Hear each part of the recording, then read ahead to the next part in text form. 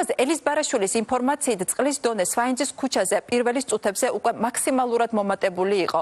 უკვე პირველი 8 წუთი იყო, რომ მთლიანად წყალში იყო სვანიძის ქუჩა და 6 ადამიანი დახოცა.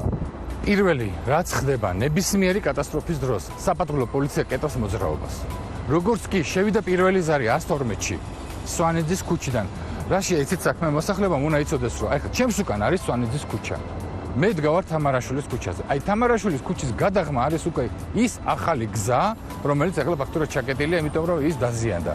შესაბამისად, თუ სვანიძის ქუჩიდან შემოვიდა შეტყობინება იმასთან დაკავშირებით, რომ წყლის დონე მატულობს და ამას როგორც ბატონი თამაზი ელიზბარაშვილი დახის, რომ პირველი შეტყობინება უკვე მან გააგზავნა 112-ში, საპატრულო პოლიციას უნდა მიეღო ეს შეტყობინება 112-დან და მას უნდა გადაეკეტა მოძრაობა, რომ გმირთა მოედნიდან აღარ შემოსულიყო მანქანები, შესაბამისად არც თამარაშვილის ქუჩიდან არ შემოსულიყო მანქანები და მხოლოდ და მხოლოდ უნდა ემუშავა ამ შემთხვევაში სამაშველო სამსახური.